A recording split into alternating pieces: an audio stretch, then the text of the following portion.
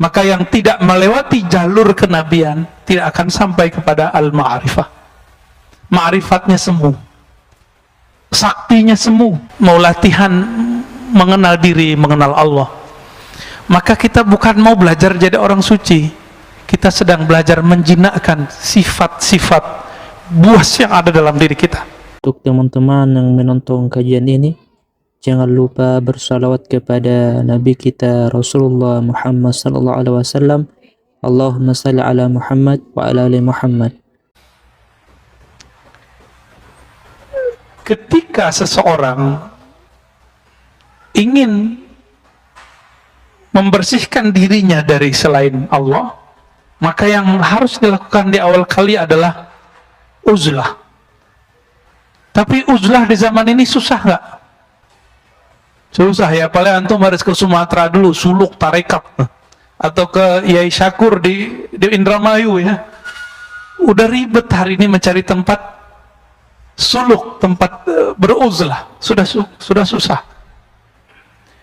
Maka yang bisa kita lakukan terutama di keramaian kota sekarang adalah al-khalwah, berkhalwat.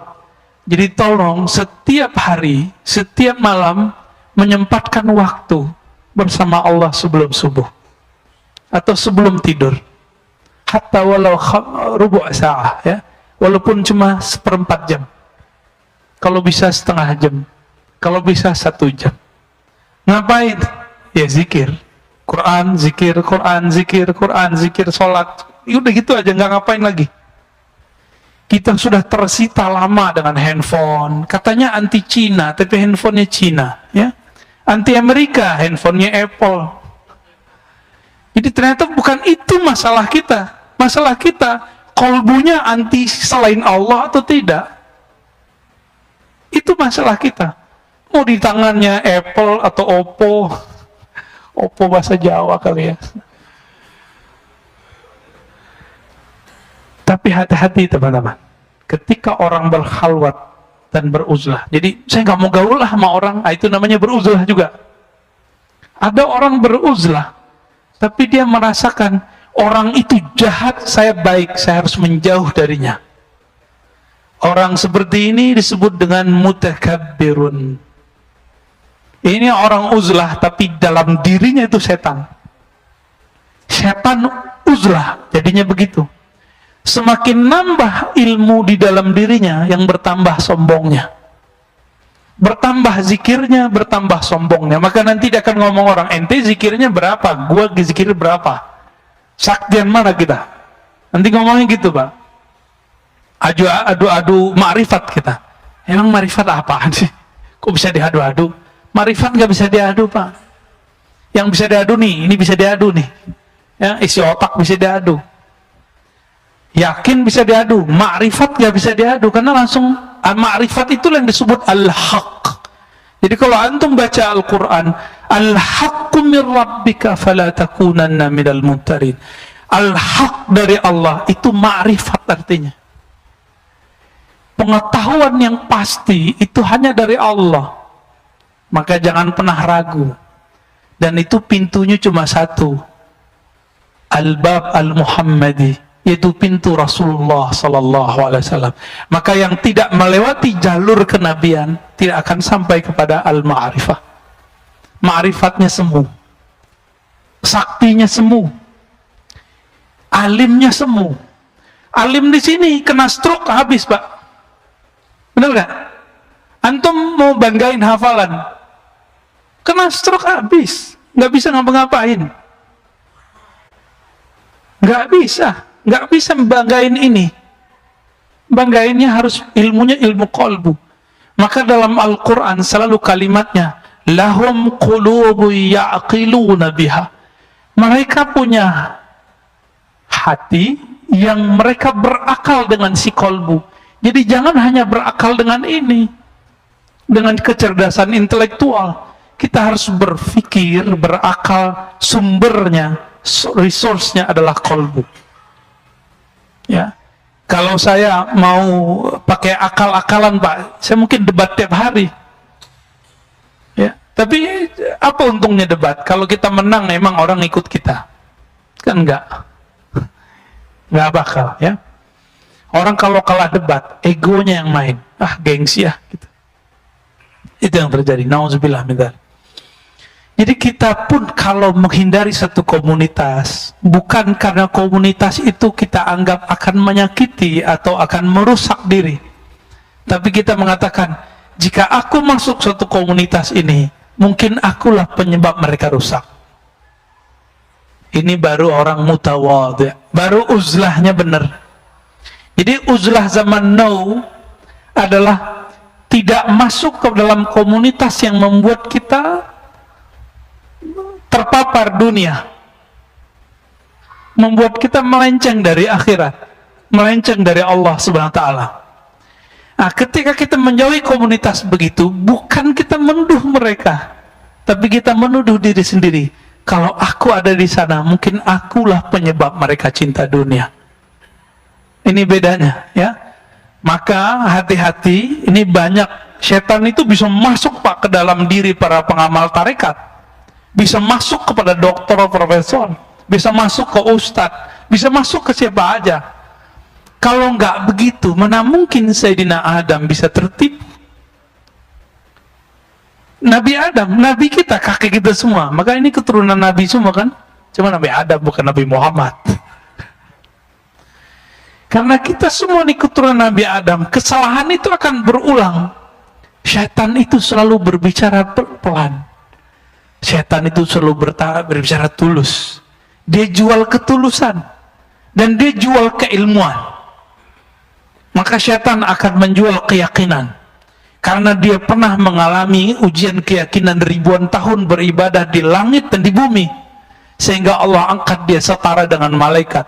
Fasjudu li Adama, ujiannya diuji sujud ke Adam, dia nggak mau. Kenapa? Di kolbunya ada kesombongan yang menyala-nyala. Ini dalam diri kita ada kesombongan nggak menyala-nyala? Kalau ada orang sedikit senggol kita, kita marah.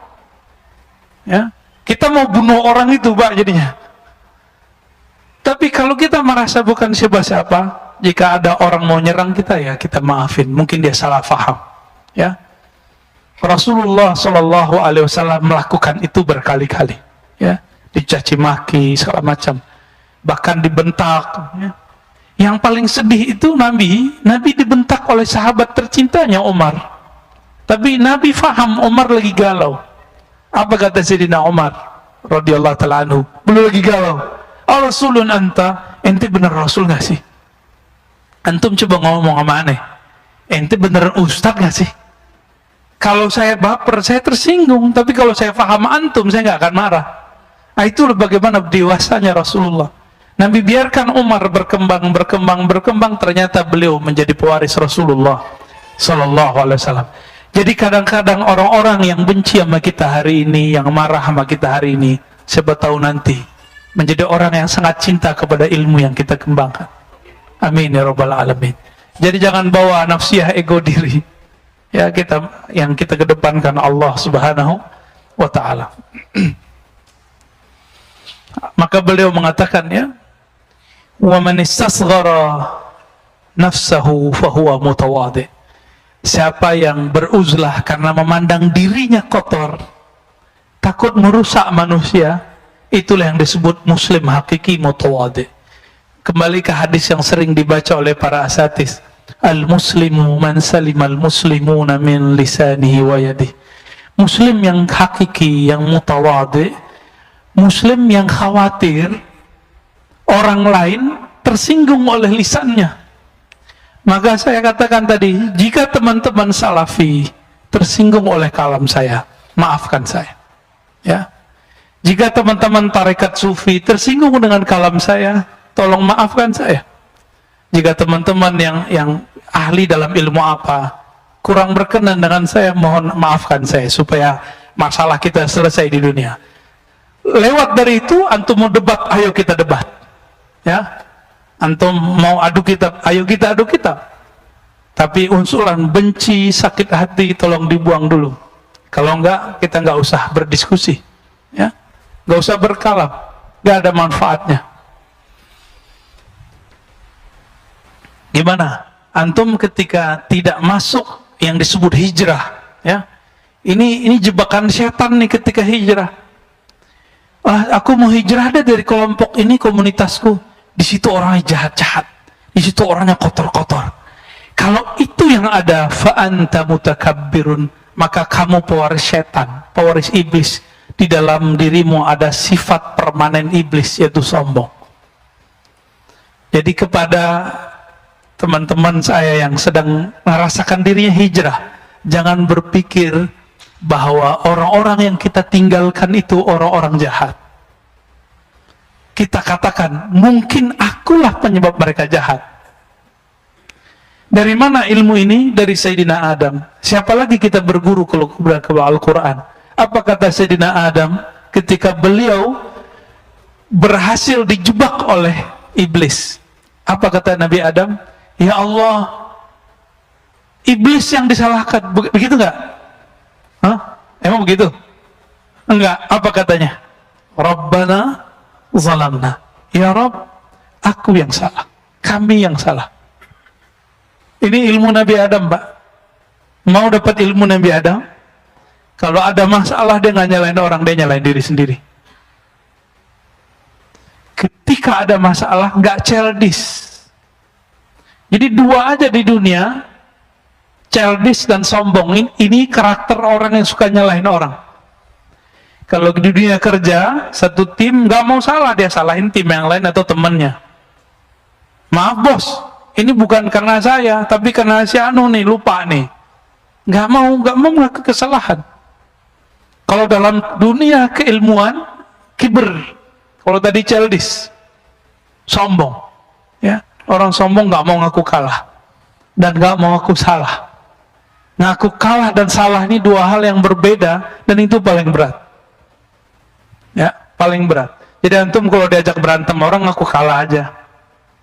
Masih ingat cerita anak Nabi Adam? Ini turun. Jadi sifat Nabi Adam ketika turun ke anaknya, Habil dan Qabil. Siapa yang mengaku kalah? Habil. Apa kata Habil? Jika memang nyawaku membuat engkau bahagia, ambil. Ada nggak antum yang begitu? Atau di dalam diri kita masih ada yang kebuasan? Buas. Saya rasa ini yang perlu dijinakkan. Ya. Coba jinakkan dulu itu. Maka di dalam kitab ini, ketika kita mau beruzlah, mau hijrah, mau latihan mengenal diri, mengenal Allah, maka kita bukan mau belajar jadi orang suci. Kita sedang belajar menjinakkan sifat-sifat buas yang ada dalam diri kita. Sifat sibaiyah, yang suka nyolot mulu, ya. Bener ya? Ini asu aja, tapi kok nyolot? Ini nggak asu aja ini, coba. Aneh nggak senam antum itu kalau membalasin orang-orang itu kemudian berkata kasar.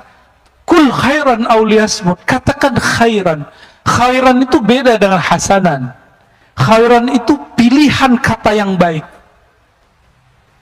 Kalau hasan itu mungkin baik aja, indah aja. Tapi khairan, tidak semua yang indah menurut kita indah menurut orang. Mungkin saya kurang khairan sehingga antum bertengkar, ya, sehingga di sosmed terjadi begitu, ya. Maka atubu ilallah. Jadi malam tadi saya zikir, ya Latif, ya Latif, ya Latif, ya Latif, ya Latif, ya Allah yang Maha Latif. Ini saya berjuang untuk mengeksiskan ajaran engkau, atau saya mengeksiskan saya, mazhab saya, manhaj saya. Disitulah Al-Latif, Allah kemudian melembutkan hati. Alhamdulillah, ternyata memang benar. Setiap kali orang menyebut nama Allah, Allah akan memasukkan nur ke dalam kolbunya. Bertahap, bertahap, bertahap. Dan disitulah Nabi mengatakan, istafti qalbak, baru sah, mintalah fatwa ke dalam kolbumu. Jadi kalau sudah dizikirkan kolbu, baru boleh dimintain fatwa, Pak. Kalau belum dizikirkan kolbu, yang di kolbu itu bercampur dengan hawa nafsu, belum bisa dimintain fatwa. Istafti kolbaknya belum berlaku. Mintalah fatwa ke dalam kolbumu. Kolbu itu wilayah terdalam kita, yang ketika dia berzikir dia akan mengalah. Gak apa-apalah ngaku kalah ya, kalah debat gak apa-apa, saya nggak marahin antum kok. Ya, kalau mau buat forum-forum perdebatan ilmiah, teman kita Ahlus Sunnah banyak yang siap berdebat. Ya, nanti bukan aneh yang maju, ya, aneh nggak pinter debat. Yang pinter debat tuh banyak, ada Buya Asfi, Kiai Ma'ruf Khazin, ya, Habib Geis, itu jago-jago semua tuh. Kalau kita ngaji-ngaji kitab biasa aja, ya. Mau ngaji ayo. Banyak ya, banyak yang mau debat. Karena itu memang jihad mereka di situ. Mereka berjihad di wajadilhum billati hiya ahsan. Berjihadlah dengan cara yang, berjidallah dengan cara yang ahsan. Taib.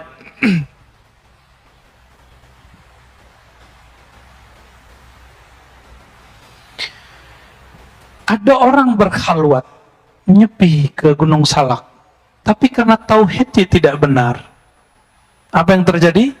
Keluar-keluar jadi nabi. Ya, nah ini masalah ini.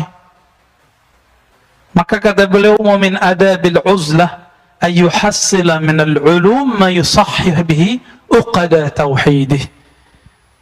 Salah satu yang paling awal sebelum orang masuk ke dunia suluk, dunia khalwat, dunia tarekat sufi, wajib belajar ilmu akidah. Maka di Mesir itu hikayat dari beberapa sahabat saya, kalau ingin talqin, beberapa syekh mewajibkan belajar akidah tauhid dengan metode sifat 20, supaya nanti nggak ngaku jadi Tuhan atau ngaku jadi Nabi minimal. Tapi seru juga ya, naik pangkat ya. Manusia biasa, wali aja belum udah jadi Nabi. Wali aja belum ketahuan Pak udah jadi Nabi. Canggih nggak tuh? Canggih itu ya. Itu gimana nasibnya itu orang tuh yang sudah naik pangkat itu? Ya. Likai la yastawiyahu syaitan biwasawisih. Apa faedah belajar tauhid yang benar? Supaya syaitan tidak mewaswaskannya. Ya. Mewaswaskannya. Waswas ini sekarang ternyata ketika belajar tauhidnya tidak sesuai dengan manhaj Ahlus Sunnah. Was-was itu sekarang nggak hanya ketika masuk suluk tarekat, tapi ketika belajar apa saja, antum kalau nggak benar tauhidnya, merasa paling benar, ini yang paling bahaya. Jadi was-was syaitan yang paling gawat hari ini yang masuk ke dalam kolbu manusia adalah merasa dirinya lebih benar. Yang paling benar siapa? Allah. Akhirnya mereka berpikir, kita ini nggak yakin dengan apa yang kita ajarkan. Kita yakin. Yakin kita disebut ilmu yaqin. Ainul yaqin, haqqul yaqin. Tapi al-yaqin kullu itu milik Allah. Ya. Jadi kita paling tinggi cuma sampai haqqul yaqin. Selebihnya kita pulangkan kepada Allah. Di atas al-yaqin itu namanya al-haq. Al-haq itu cuma milik Allah. Jangan pernah ambil al-haq Allah. Antum ambil al-haqnya Allah. Itulah kibir yang sebenarnya. Jadi tahu sebenarnya rahasia iblis. Iblis kenapa dimurkai? Jauh sebelum dia disuruh untuk sujud kepada Sayyidina Adam, dia ingin memakaikan baju al-haq itu. Makna al-haq itu mau dia pakaikan ke dalam dirinya. Maka Allah Ta'ala sudah murka kepada iblis, tapi masih Allah sembunyikan. Diuji dengan yang zahir. Adanya Sayyidina Adam, ternyata dia masih sombong. Dan dia mengatakan, ana khairum. Aku lebih baik daripadanya. Ya.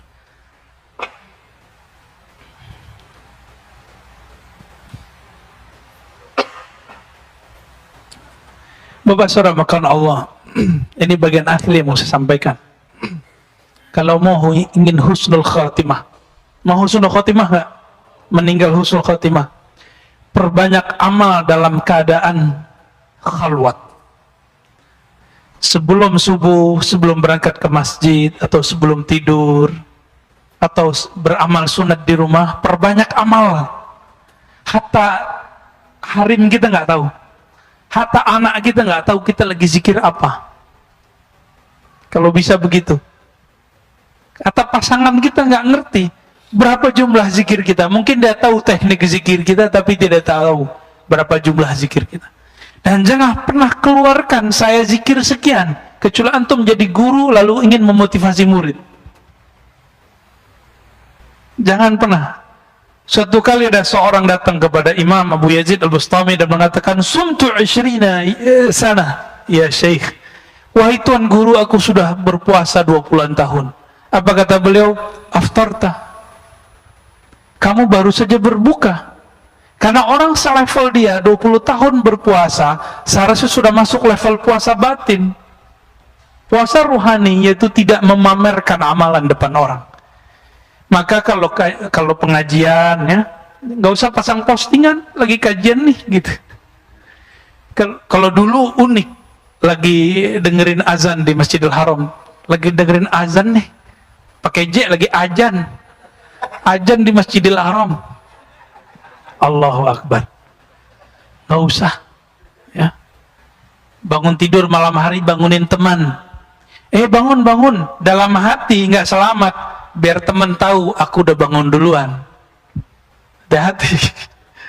Mainannya setan halus tapi nyata. Halus tapi nyata. Itu beda halus dengan nyata dengan tampak. Tampak ini pasti dia fisik, tapi kalau nyata kadang-kadang dia halus, tapi terasanya jelas. Rasakan saja dialog hati kita bertengkar ketika kita mau pamer. Benar ya? Itu yang pertama. Yang kedua, teman-teman, tunjukkan kepada Allah bahwa kita hambanya, baik dalam sunyi ataupun keramaian. Itu sama. Ini ciri-ciri orang yang lulus khalwat. Walaupun tidak khalwat 40 hari, tapi antum lakukan ini setiap hari.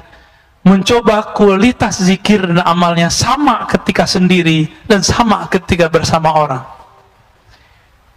Insya Allah ini sudah berhasil disebut khalwah dar anjuman, kata Syah Naqsyaband. Berkhalwat dalam keramaian. Al-khalwah fil jalwah. Begitu kata Maulana Imam Khalid, ya, Ad-Dimashqi Al-Baghdadi. Berkhalwat tapi dalam keramaian. Inilah ajaran Imam Ghazali yang dia wariskan dari Abu Ali Al-Farmadi, bersambung kepada Rasulullah Sallallahu Alaihi Wasallam. Maka sebaik-baik orang bukan yang menjauh dari manusia, tapi sebaik-baik orang yang dia bergaul dengan manusia, tapi kalbunya tetap bersama Rabbun Nas, Allah Subhanahu wa Ta'ala. Panitia apa? Ini sampai ba'da azan masih lanjut? Masih lanjut ya? Oh ya, saya ingat saya begitu ya. Lalu ketika antum berkhalwat, ya, berarti kita lanjut dulu deh. Ada wali cerita, ini kan sempat rame sebelum puasa. Ada seorang Habib dibully karena dia cerita tentang gurunya atau Habib Fulan bisa bertemu Allah 40 hari sehari semalam, begitu ya. Apakah itu cerita baru, cerita lama? Itu sebenarnya sudah banyak di kitab. Cuma orang yang jarang baca kitab menganggap itu aneh. Saya mau tanya, antum masih ingat hadis al-ulama warasatul anbiya? Ulama pewaris para nabi. Nabi Adam ketemu Allah nggak? Ketemu Allah. Nabi Musa dialog dengan Allah nggak? Dialog. Nabi Isa, Nabi Muhammad, semua nabi itu punya pertemuan dengan Allah dengan cara yang berbeda. Yang sempurna cuma Nabi Muhammad, sama sendal-sendalnya dibawa ke aras. Ini bedanya. Nabi Musa pingsan dulu baru merasakan hadirnya Allah. Padahal Nabi Musa sudah berdialog dengan Allah berhari-hari, 40 hari. Nah, di sini dikatakan yuhka an Abi Yazid. Jadi Abu Yazid ketika berkhalwat, Abu Yazid ini ulama salafus saleh, wafat tahun 261 Hijriah, sama dengan Imam Muslim, pengarang Sahih Muslim. Apa kata beliau? Ra'aitu Rabbi azza wa jalla fil manam. Aku melihat Allah Ta'ala dalam mimpi. Mungkin nggak? Dalam mimpi loh. Mungkin. Coba kalau nggak percaya, buka kitab Ta'bir Mimpi karya Ibnu Sirin, An-Nablisi, dan banyak ulama. Ada di situ ru'yatullah, bab melihat Allah Subhanahu wa taala. Fakultu kaifa ajiduka? Lalu aku bertanya, ya Allah, bagaimana cara aku menemukanmu, bertemu denganmu? Faqal fariq nafsak wa ta'al. Hai Abu Yazid, fariq nafsak, tinggalkan egomu, nafsiyahmu. Ta'al, ayo kita ketemuan. Maksudnya apa? Maka yang menghalangi kita dengan Allah itu apa? Nafs. Angan-angan, masa sih? Kau mungkin zikir 100 kebanyakan, apalagi dikasih 1000. Apalagi antum kena racun bilang zikir 1000 bid'ah. Ya? Ya salam. Azan dulu ya. Baik. Kita lanjutkan sedikit lagi. Imam Abu Ali Ad-Daqqaq, mursyidnya Imam Al-Qushairi, berpesan kepada beliau, ilbas ma'an nas ma yalbasun. Kalau kamu ingin mengikuti petuah uzlah yang sesuai dengan zaman kontemporer, zaman sekarang, zaman now ya, hijrah zaman now, gimana? Ilbas ma yalbasun, pakailah yang mereka pakai, berkendaralah dengan apa yang mereka kendarai. Maka beruzlah itu bukan berarti menanggalkan perangkat-perangkat hidup, itu fasilitas, pakai aja ya, kita nggak dilarang pakai itu, yang penting halal ya. Ilbas ma yalbasun ya, mereka bisa pakai mobil mewah, antum pakai mewah boleh, tapi jangan nunjukkan nih lo Islam bisa pakai. Nggak, Islam nggak perlu digitu-gituin, nggak perlu dikasih tulisan Islam itu mewah, nggak perlu juga ya.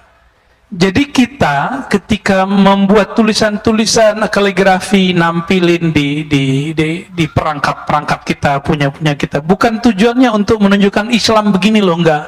Terlalu kendil Islam kalau kita yang menerjemahkan ya. Ilbas ma yalbasun, ya pakai apa yang mereka pakai. Jadi bukan berarti menanggalkan sisi manusiawi kita, enggak.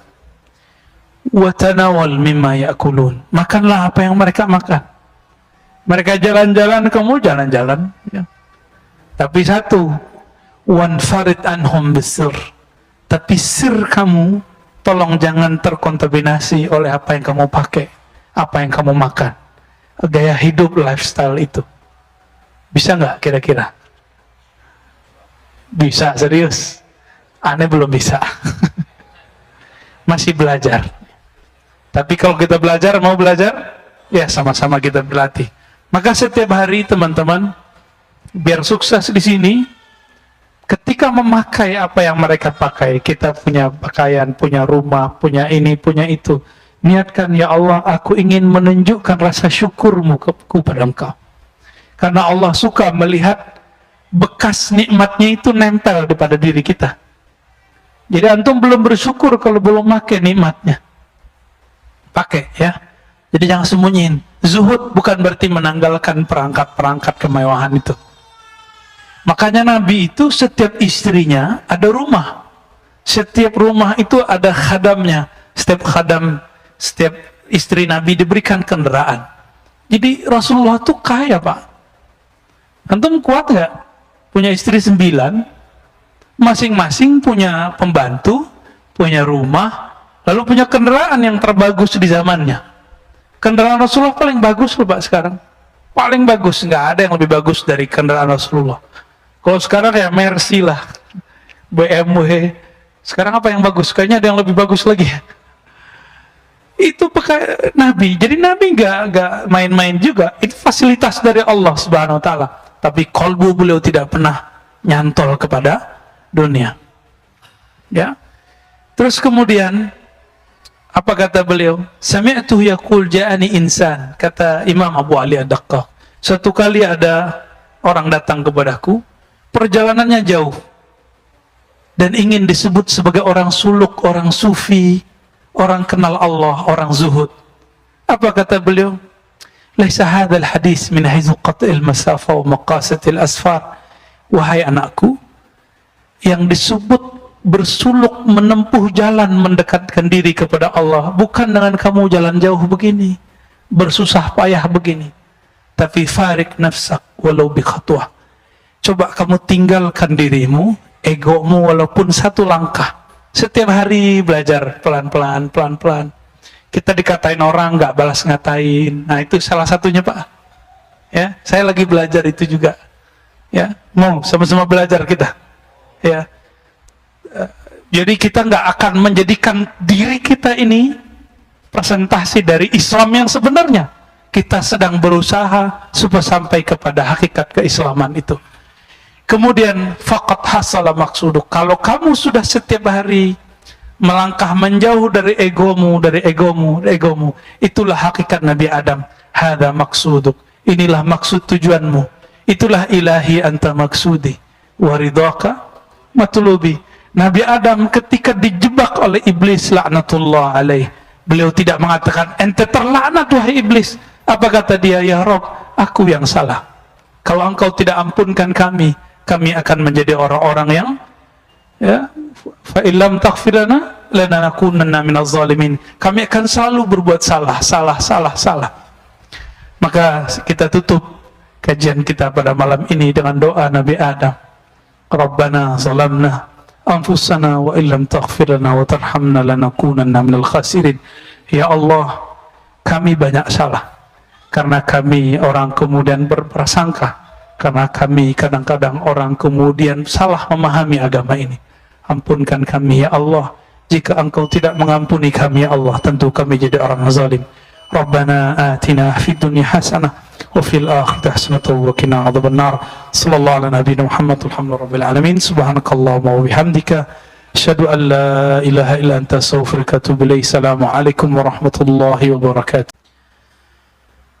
Salah satu cara Allah mengenalkan dirinya kepada hamba, Allah buat suatu skenario, diciptakan satu makhluk, lalu si hamba ketakutan. Dan itu ditulis dalam kitab Al-Hikam. Bismillahirrahmanirrahim. Wa bisanadina al-muttasil al-imam al-arif billah ibn Ata'illah Sakandari qadasallahu sirrahu qala mata awhashaka min khalqih fa'alam annahu yuridu an yaftaha laka babal uns bih. Mata awhashaka min khalqih, kapanpun, saat kapanpun dia membuat engkau takut karena makhluknya. Awhashaka, membuat kamu ketakutan, min khalqih, karena satu makhluknya. Saya mau tanya, corona makhluk Allah atau dia diciptakan oleh selain Allah? Allah itu sebutan Tuhan. Orang Arab, orang-orang ahlu kitab menyebutnya Allah. Yahudi menyebutnya Yahu dalam bahasa Arab, dalam bahasa Ibraninya Yahweh. Wahai dia, wahai beliau. Karena Yahudi tidak berani menyebut kata Allah. Tapi Yahudi pengikut Nabiullah Isa menyebutnya dengan El. El lima sabaktani. El Allah sama. Maka Allahumma itu bukan asli Arab. Itu adalah bahasa Ibrani tua, bahkan Suryaniyah lama yang dulu pernah dipakai Sayyidina Adam sebelum ada bahasa Ibrani dan bahasa Arab. Itu beliau sudah pakai bahasa tua. Bahasa Aramaik, namanya bahasa Aram. Ya. Itu penyebutan aja ya. Setiap kali dia membuat kamu ketakutan karena corona, kira-kira begitu terjemahan hari ininya. Sekarang zaman corona Pak ya, atau dengan virus apapun, atau dengan preman siapapun, atau dengan penguasa yang jahat manapun, atau dengan para teroris manapun, gitu. Fa'alam, maka ketahuilah, annahu yurid, bahwasannya dia sedang ingin yaftah babal uns, yaftah laka babal uns, membuka bagimu satu pintu ma'rifatullah bernama unsiyah. Apa arti unsiyah? Unsiyah artinya keintiman. Keintiman. Kadang-kadang orang takut dengan corona, tapi ada yang lebih berbahaya, yang lebih menakutkan. Takut karena maksiat. Takut karena pernah bermaksiat. Semua kita pernah maksiat nggak, Pak? Bener. Semua kita nggak ada yang nggak bermaksiat, maka nggak usah sok suci. Pernah maksiat nggak? Pernah maksiat. Nggak maksiat mata, maksiat telinga. Nggak maksiat telinga, maksiat lisan. Nggak maksiat lisan, maksiat kalbu. Kalaupun kita nggak maksiat secara zahir, kita maksiat dalam batin. Ustadz, saya nggak pernah iri, oke. Saya nggak pernah sombong, oke. Tapi pernah lupa nggak kepada Allah? Semua kita pernah lupa kepada Allah. Itu dosa juga, Pak. Pernah merasa lebih pintar dari orang nggak? Sering, tiap hari ya. Itu dosa apa namanya? Itu dosa besar loh, Pak. Kiber. Itu dosa besar, bukan dosa kecil. Saya pernah diizinkan Allah mentalkin seorang ulama. Banyak. Ada beberapa ulama-ulama muda, ulama senior. Itu diajak istighfar nggak ada efek. Nggak ada efek. Ayo Ustadz, ayo Pak Kiai, ayo kita istighfar. Nggak ada efek dia. Orang udah nangis-nangis semua, dia nggak nangis-nangis. Ternyata satu masalahnya. Dia merasa lebih pintar dari saya. Akhirnya, di dalam hati, ada ilham masuk. Coba ajak istighfar daripada merasa lebih pintar. Maka kita istighfar, astagfirullah, ya Allah ampuni dosaku karena aku merasa lebih pintar daripada orang lain. Langsung Mak nangis. Berarti dosa yang tidak terlihat karena merasa pintar, ini lebih susah ditobatkan. Ini mohon maaf nih, yang narkoba gampang Pak tobatnya. Antum tobat, nggak ngulangin, tinggalkan komunitas, Allah terima. Pernah minum khamar, Allah gampang itu. Orang melakukan zina, gampang tobatnya. Tapi kalau dosa sombong, susah tobatnya. Antum kalau ada rasa sombong, gak mau dengerin saya. Maka salah satu ciri-ciri orang sudah tidak sombong, dia mau dengerin orang lain. Maka kepada para ustadz, para da'i, jangan ceramah mulu, sesekali jadi mustami. Imam Ahmad mengatakan, ciri-ciri orang alim itu, dia mau belajar kepada yang lebih besar, sepantaran, dan yang lebih kecil.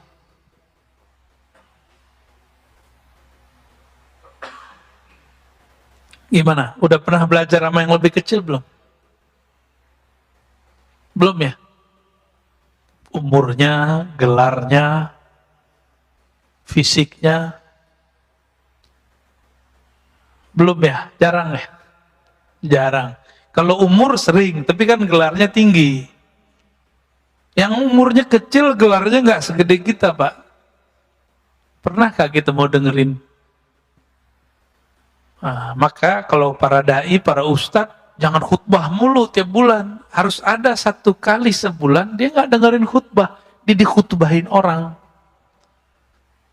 Nah, syukur-syukur di rumah dikhutbahin bininya ya. Jadi apa yang Allah sedang mau kenalkan kepada kita?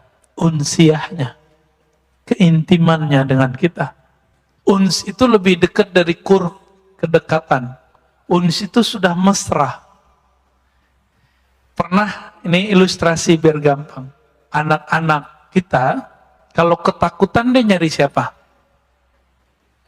Ayahnya. Ayah, gitu terus dipeluk kan? Kita gemes ngeliat begitu, dan itu bikin rindu mau pulang ke rumah. Bener ya? Itu bikin rindu, Pak. Kadang-kadang kita gak rindu mamanya. Ya, yang bapak-bapak ini. Rindu sama anak kecil ini. Nah, ini namanya uns. Kemesraan kalau dia seumuran. Keintiman jika dia sudah sangat dekat. Ya. Keakraban jika dia sudah sangat akrab. Sudah akrab belum dengan Allah? Allah itu ngomong, wa nahnu aqrabu ilaihi min habil warid. Kami ini akrab kok dengan kamu. Kan artinya akrab kan bahasa Arab tuh akrab. Kami ini lebih akrab daripada kamu, daripada dirimu sendiri. Hablul warid. Hablul warid itu kan diri kita sendiri. Nggak usah diterjemah harfiah.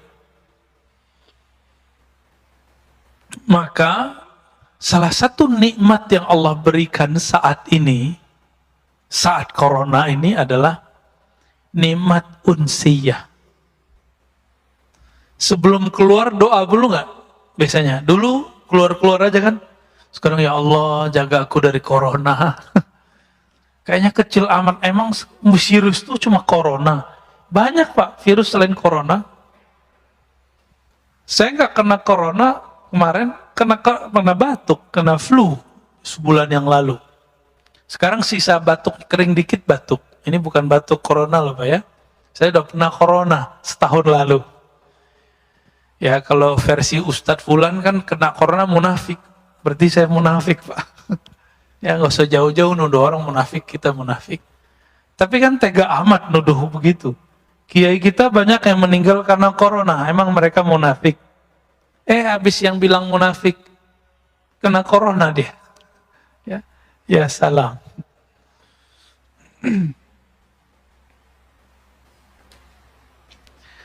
Nah, kita mundur. Khairu awqatika. Sebaik-baik time yang kamu punya, waktu yang kamu punya. Jadi time itu bukan jam. Jadi sekarang 5:32. Bukan itu. Itu namanya jam dinding, Mbak. Jam sholat. Waktu itu adalah satu nafas yang kita tarik, satu nafas yang kita keluarkan. Itu yang disebut waktu. Berarti waktu kita sebenarnya lebih berharga daripada cuma 1 detik, 2 detik itu. Apa kata beliau? Waktu kamu bernafas, yang paling bagus adalah waktun tashhadu fihi wujuda faqatik. Saat-saat jika engkau melihat engkau lagi butuh kepada Allah Subhanahu wa taala.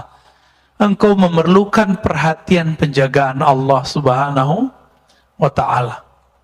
Sebelum keluar rumah, berdoa, ya Allah, jagalah saya. Allah itu senang tuh sama orang yang begitu. Dan itu waktu-waktu paling indah. Bapak sholat 100 rakaat, tapi nggak ada rasa memerlukan perhatian Allah, membutuhkan bantuan Allah. Itu lebih baik doa yang tadi, Pak. Itulah alasannya kenapa doa musafir lebih utama daripada doa-doa orang biasa. Karena orang musafir ini dia takut mati.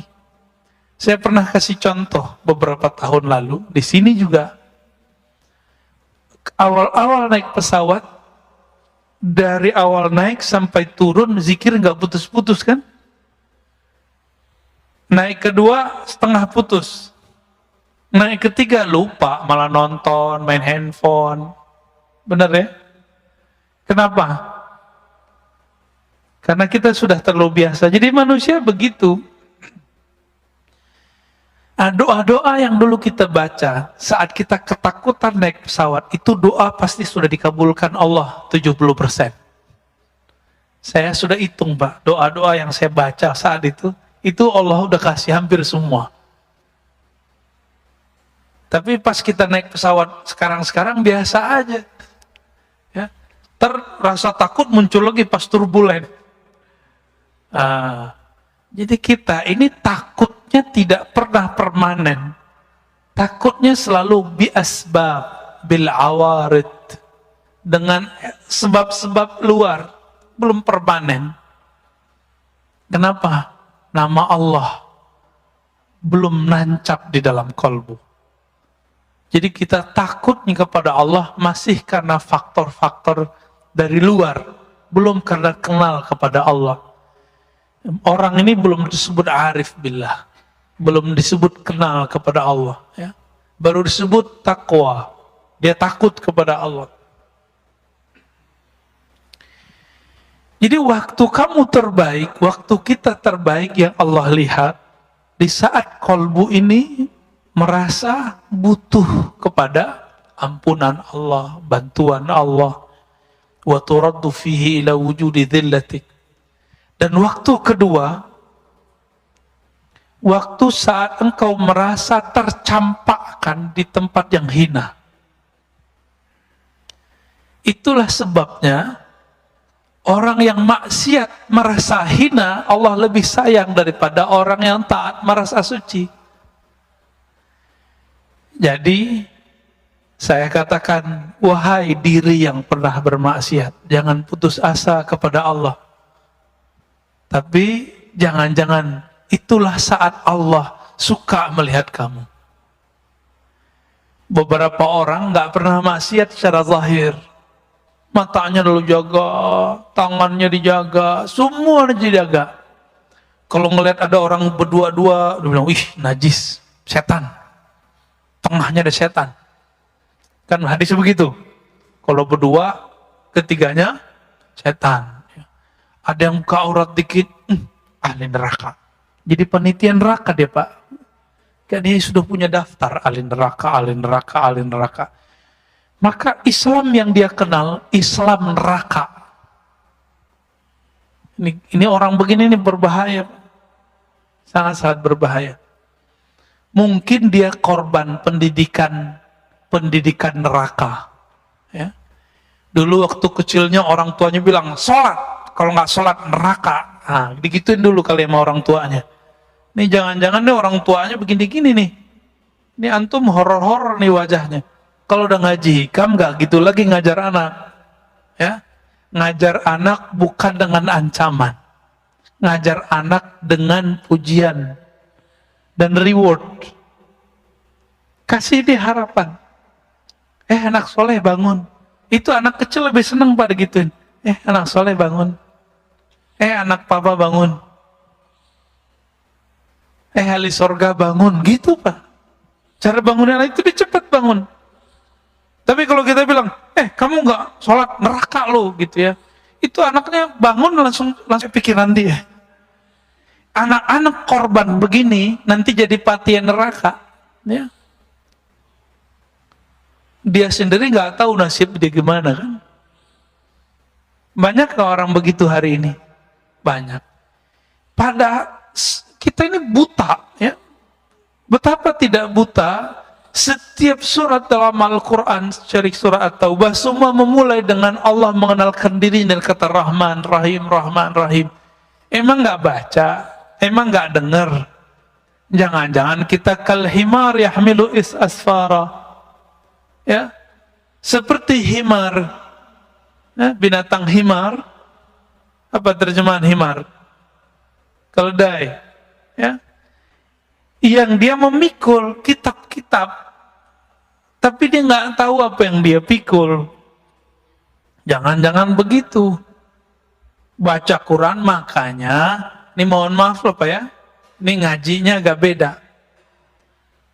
Saya itu nggak ngajak orang khataman Quran banyak-banyak, seperti Imam Syafi'i. Kan kalau Imam Syafi'i baca Quran ngerti, maka beliau emang afdolnya baca Quran banyak-banyak. Selama 4 tahun di Mesir, beliau khatam 4.000 kali. Terus tahun 1.000. Coba bagi sebulan berapa kali itu? Antum hitung sendiri ya. Capean ngitungnya. Ini dari kemarin, dari kecil sampai sekarang, kalau kita hitung itu khataman, kita nggak nyampe, Pak. kita di doktrin kurang sempurna. Doktrinnya sudah oke, tapi kurang sempurna. Habis baca Quran, belajar Quran, khataman, berhenti ngaji Quran. Seharusnya langsung masuk ke ngaji makna Quran. Dulu, waktu saya masih MTSN, SMP, selesai khataman, saya belajar ke kampung di seberang, jadi kita ada 20 menit ke sana. Saya ketemu seorang buya, seorang ulama, dia ngajarin terjemahan Quran. Setiap Rabu, malam Kamis kita belajar.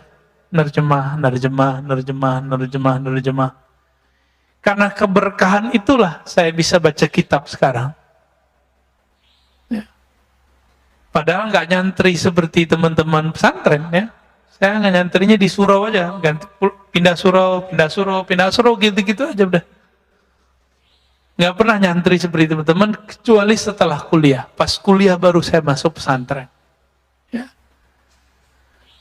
Tapi teman-teman di pesantren, karena korban pendidikan kurikulum neraka, ya, kurikulum ikop, dikit-dikit diikop, akhirnya udah nyantri 6-7 tahun gak bisa baca kitab. Karena sekolahnya tegang. Sekolah itu harus tenang, anak-anak terus cinta. Jadi ketika beberapa tahun setelah saya bisa baca kitab, teman-teman yang belajar kitab gak bisa baca kitab pada di pesantren. Nanya, enti kok bisa baca kitab? Tipsnya apa? Jawaban saya cuma satu, cinta. Kamu sudah cinta belum dengan kitab yang kamu pelajari? Sudah cinta belum dengan guru yang ngajarin kamu? Jadi saya nggak pernah ngapalin Pak selama berapa tuh ya, 6 tahun itu bahasa Arab nggak ngapalin. Anak kelas 3 ya, mau mereka ujian, itu mereka datang mau murojaah kitab dengan saya. Padahal kita baru kelas 1 dan kelas 2. Apa rahasianya? Cuma cinta. Saya cukup ingat kitabnya, ingat guru yang saya sukai itu, bukan cinta fisik. Cinta ilmunya. Itu langsung ingat semua terjemahannya, maknanya, lembaran-lembarannya. Maka kalau ingin mengajari anak supaya pinter, jangan diajari dengan ancaman. Ajari dia mencintai ilmu yang dia pelajari. Baik. Jadi kapan saat-saat yang paling Allah suka? Bukan saat kita puasa 1000 kali, puasa 1000 hari, sholat 1000 rakaat, enggak. Allah sangat suka kepada hamba 2 saat. Pertama, saat dia menyaksikan si hamba itu butuh kepada Allah. Berarti Allah ini sangat suka jika hamba itu bermanja-manja kepadanya. Apakah sudah bermanja-manja kepada Allah malam tadi? Belum ya? Kita merasa kita pinter ya? Hebat, saya bisa lo tahajud. Orang begini Allah nggak suka lihat Pak. Tapi ketika dia bangun, Alhamdulillah ya Allah, Engkau bangunkan aku. Ketika sujud, dia mengatakan, ya Allah, malam ini banyak orang yang tidak bisa sujud. Sekarang Engkau takdirkan, Engkau gerakkan kepalaku untuk sujud. Dibaca ayat, dia katakan, ya Allah, lidah ini banyak dosa, tapi Allah izinkan membaca namamu. Nama Allah berat nggak? Saya udah pernah nyebut ini Pak. Nama Allah berat nggak? Kurang berat apa? Nama ini jika ada di bumi, satu orang jadi bumi nggak jadi kiamat. Maka orang yang paling sakti di dunia bukan orang yang kebal, bukan orang yang pindah tempat sesaat. Orang paling sakti di dunia, orang yang di kolbunya ada nama Allah. Allah itu. Semakin banyak nama Allah di kolbu, semakin orang ini sakti di sisi Allah, bukan di sisi makhluk Allah. Jadi antum itu nggak sakti kalau nggak bisa nahan kiamat. Kalau cuma bisa nahan-nahan debus doang mah biasa itu. Ya.